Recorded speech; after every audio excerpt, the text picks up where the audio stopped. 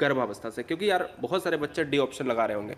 हम उनको D options वालों को बच्चों को बताना चाहते हैं कि गर्भावस्था से पूर्व की बात करेंगे तो बच्चे का अस्तित्व होगा ही नहीं, याद रखिएगा। इसलिए राइट आंसर जाएगा बालक का जो विकास होता है। विकास क्या है? विकास एक गुणात्मक प्रगति की बात करता है और एक लंबे समय तक जीवन पर्यंत चलता है। जितने भी परिवार के सदस्य हैं, नए आए हैं, नए चैनल को सब्सक्राइब इसलिए कर लें क्योंकि यहाँ पर सुबह से लेकर के साथ क्वेश्चन नंबर 2 की बात करेंगे। लय में वीडियो आने ही वाली है और सुपर फास्ट तेजी से चलेंगे। क्वेश्चन नंबर 2 कह रहा है बाल विकास का अर्थ क्या है? बाल विकास यानी हम कहते हैं व्यवहार में परिवर्तन, बालक का गुणात्मक एवं परिमाणात्मक परिवर्तन, बालक का गुणात्मक विकास या व्यक्तित्व में विकास। हम जब भी बाल विकास की बात करते हैं तो हम ये कहते हैं विकास जो इम्पोर्टेंट है ना वो गुणात्मक से रिलेट करता है। परिमाणात्मक विकास कहीं भी आपको तौला नहीं जा सकता, मापा नहीं जा सकता, एक्यूरेट वैल्यू नहीं निकाली जा सकती। राइट आंसर जाएगा सर जी ऑप्शन नंबर 2 के साथ, ठीक है ना, याद रखिए। व्यवहार में परिवर्तन जो आप ऑप्शन नंबर ए लगा रहे हैं बच्चे, वो याद रखिएगा। स्थायी परिवर्तन जो होता है वो हमारा क्या होता है? वो होता है अधिगम होता है, ठीक है। व्यवहार में परिवर्तन हमारा क्या होता है? सर सीखना होता है। यहाँ तो बाल विकास पूछा गया था। क्वेश्चन नंबर 3, बाल विकास की प्रकृति कैसी मानी जाती है? विज्ञानमयी मानी जाती है क्या गाइस? अप्राकृतिक, अनिश्चित या अवैज्ञानिक? मेरे भाई इस क्वेश्चन में बहुत सारे बच्चे अनिश्चित लगाते हैं या फिर विज्ञानमयी लगाते हैं। तो बाल विकास में हमने आपसे कह दिया वैज्ञानिक में आ लग गया, निगेटिव हो गया, निश्चित में आ लग गया, निगेटिव हो गया, प्राकृतिक में आ लग गया, निगेटिव हो गया, तो बचा तो हमारा पॉजिटिव एक ही, विज्ञानमयी। हमें हमेशा याद रखना है कि सी टेट या TET exam, MP TET, REET, किसी भी अन्य टेट एग्ज़ाम को क्रैक करने के लिए एक आपको रूल अपनाना होगा कि पॉजिटिव आंसर लगाना होगा, ठीक है। क्वेश्चन नंबर 4, बाल अध्ययन का पितामह डार्विन। याद रखिएगा बाल विकास की बात करते हैं, जनक की बात करते हैं तो हम कहते हैं सर विलियम जेम्स है, अरस्तु, तो अरस्तु इंपॉर्टेंट है, अरस्तु लगाना है। जब ना हो तो विलियम जेम्स को क्लियर करेंगे। लेकिन बाल अध्ययन में क्या लगाएंगे? जब भी हम मनोविश्लेषण बात की बात करते हैं फ्रायड हो जाते हैं, लेकिन बाल अध्ययन की बात करेंगे तो स्टैनले हॉल के साथ जाएंगे। स्टैनले हॉल एडोलसेंस पुस्तक भी इन्होंने लिखी है, किशोरावस्था के बारे में कहा है, प्रबल तनाव तूफान की अवस्था है, ठीक है। फिलहाल यही जनक हो जाएंगे, ऑप्शन नंबर 3। नेक्स्ट वन की बात करेंगे, क्वेश्चन नंबर 5 स्क्रीन पर ये रहा। कह रहा है किशोरावस्था आरंभ होती है, किशोरावस्था आरंभ होती है 10 वर्ष की आयु से, 12 वर्ष की आयु से, 6 वर्ष की आयु से, 8 वर्ष की आयु से। मेरे भाई मैं 3 अवस्थाओं के बारे में डिटेल में आपको बताना चाहता हूँ। एक शैशवावस्था होती है, शैशवावस्था कहती है सर जन्म से हम 5 साल तक जाएंगे। एक बाल्यावस्था होती है, वो कहते हैं सर हम 5 से 12 साल तक जाएंगे। और एक होती है किशोरावस्था जिसको हम कहते हैं सर 12 से हम 18 साल तक जाएंगे। तो हमें किशोरावस्था पूछा था तो हम कहते हैं 12 से 18 साल तक, तो हमारा राइट आंसर तो 12 से स्टार्ट होती ना। आरंभ तो 12 की है, खत्म होने की बात करता तो मैं 18 लगा देता, 18 ऑप्शन में है नहीं। जो आंसर आपसे पूछा गया है वही हम बताएंगे, ऑप्शन नंबर 2 के साथ जाएगा। सिंपल सी बात है। क्वेश्चन नंबर 6, बाल विकास कब संपन्न होता है? बाल्यावस्था में संपन्न हो जाता है, हो सकता है किशोरावस्था में संपन्न होता है, शैशवावस्था में हो जाता है, जीवन पर्यंत चलता है। बाल विकास की जब भी हम विकास की बात करते हैं तो याद रखिएगा विकास एक ऐसी चीज़ है जिसको हम ये नहीं कह सकते कि रुक जाएगा, कब पूरा हो जाएगा, कब कम हो जाएगा, कब ज़्यादा हो जाएगा, ये नहीं कहा जा सकता। इसका मतलब है कि यह जीवन पर्यंत, इसका कोई लिमिट नहीं है गाइस। एक विकास होता है, एक अभिवृद्धि होती है। अभिवृद्धि जो होती है ना वो सर आपके हाथ पैर, आपकी लंबाई, आपका कद बढ़ता है। तो ये अभिवृद्धि बिल्कुल उल्टा होता है, ये लिमिट समय तक बढ़ते हैं। आपका पैर का आकार कितना बढ़ेगा? आपके पैर का आकार बहुत लिमिट समय तक। आपकी लंबाई का आकार यूकेलिप्टस के पेड़ की कितनी तो हो नहीं जाएगी, तो कहीं ना कहीं आप कह सकते हो कि एक लिमिट समय तक बढ़ेगी दायरे में। तो फिलहाल बाल विकास और अभिवृद्धि आपस में अपोजिट होते हैं, तो यहाँ पर ऑप्शन नंबर सी हो जाएगा। क्वेश्चन नंबर नेक्स्ट की बात करेंगे, क्वेश्चन नंबर 7, बाल विकास अवस्थाओं को कितने भागों में बांटा गया है? 2, 5, 4 या फिर 3? सर जी अगर हम बात करें इस क्वेश्चन का, राइट आंसर जाएगा, बहुत बढ़िया, क्या बात है, सैल्यूट है आप सभी को कि आप यहाँ तक आए हैं। यहाँ तक क्यों?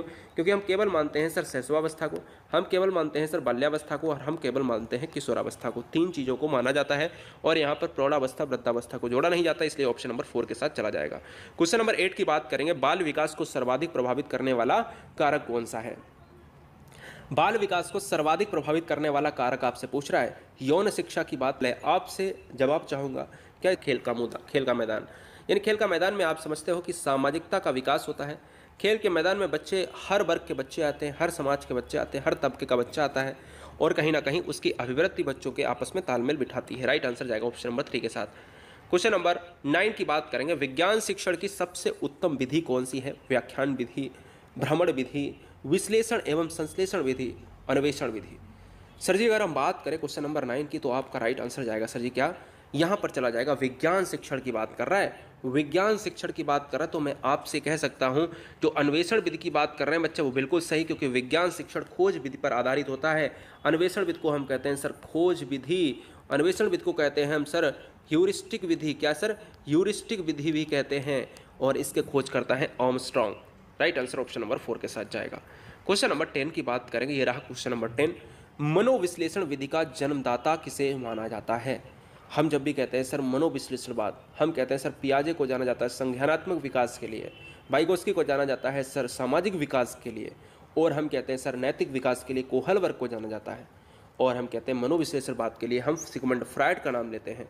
ठीक है, युंग को हम अंतर्मुखी, बहिर्मुखी और उभयमुखी व्यक्तित्व के लिए यानी पर्सनालिटी के लिए जानते हैं। जब भी क्वेश्चन आए अंतर्मुखी, बहिर्मुखी और उभयमुखी को किसने बांटा है, युंग या जुंग, एक ही वर्ड है, इंग्लिश और हिंदी का फर्क होता है, जैसे रूस को रसिया हम कहते हैं। फिलहाल ऑप्शन नंबर 2 के साथ जाएगा, फ्राइड के साथ। क्लियर। नेक्स्ट वन की बात करें, क्वेश्चन नंबर 11 आपके सामने ये रहा। विकासात्मक बाल मनोविज्ञान का जनक किसे माना जाता है? ऑप्शन नंबर फर्स्ट, फ्राइड को, ब्रूनर को, जीन पियाजे को, या फिर कैली को। बहुत सारे बच्चे क्वेश्चंस को गलत कर देते हैं, लेकिन उनको बहुत अच्छी तरीके से पता है कि हमने बहुत का ऑप्शन नंबर हो जाएगा तीसरा। जी हाँ, कैसे? क्योंकि आपने जीन पियाजे को पढ़ा है, आपने यही नहीं पता सर जी हम क्या मारे, लेकिन बहुत सारे बच्चों ने सही भी किया है। अब देखो यार, विकासात्मक का मतलब होता है संज्ञानात्मक। संज्ञानात्मक नहीं कह सकते तो उसको ये तो कह सकते हैं भैया अवस्था का सिद्धांत।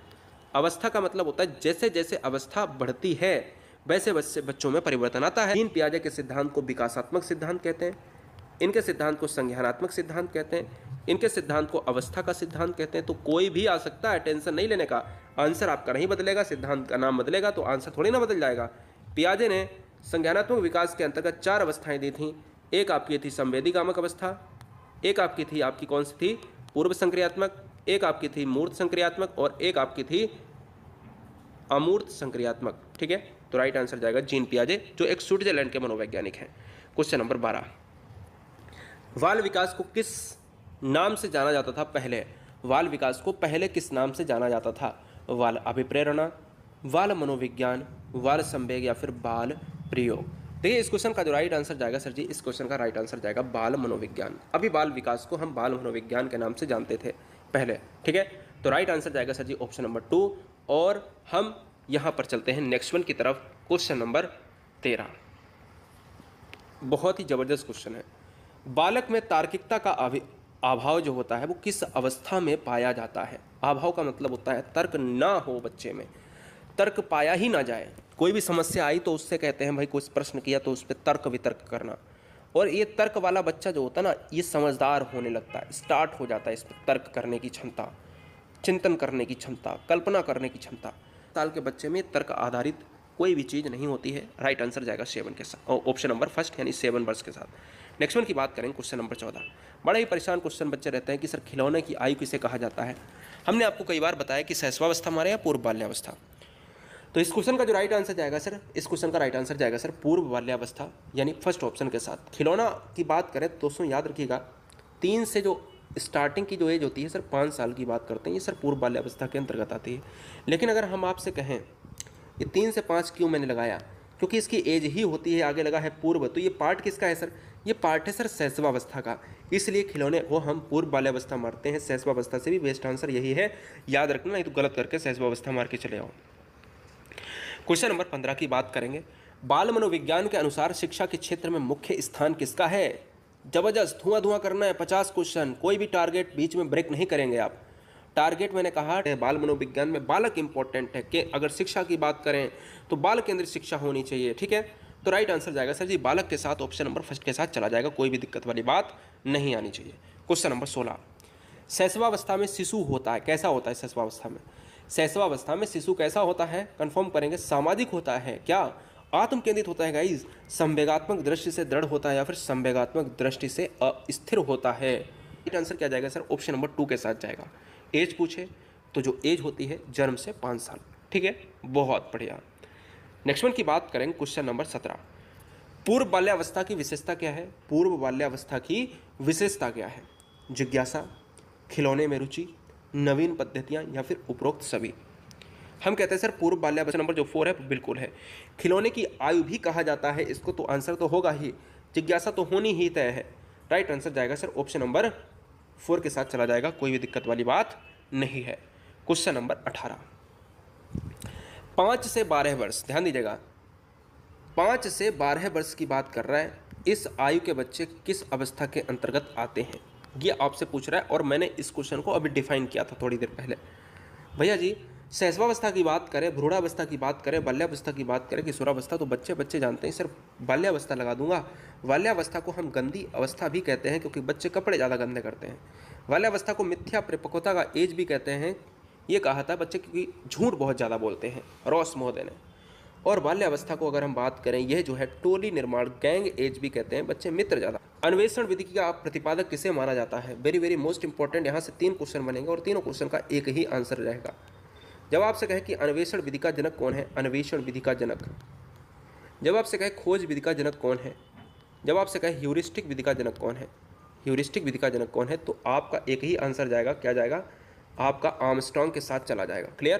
क्वेश्चन नंबर 20 बिना रुके देखते हैं। कहते हैं सर, बाल विकास के संज्ञानात्मक सिद्धांत का प्रवर्तक किसे माना जाता है?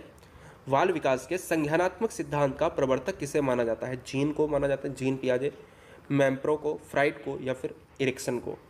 जब भी यार याद रखिएगा, बाल विकास मनोसामाजिक सिद्धांत। एक अगर पूछे कि मनोसामाजिक सिद्धांत किसका है, मनोसामाजिक सिद्धांत किसका है, तो वो है एरिक्सन का। किसका है? एरिक्सन का है। मनोविश्लेषण सिद्धांत किसका है, तो वो फ्राइड का है। लेकिन संज्ञानात्मक सिद्धांत किसका है? जीन पियाजे का है।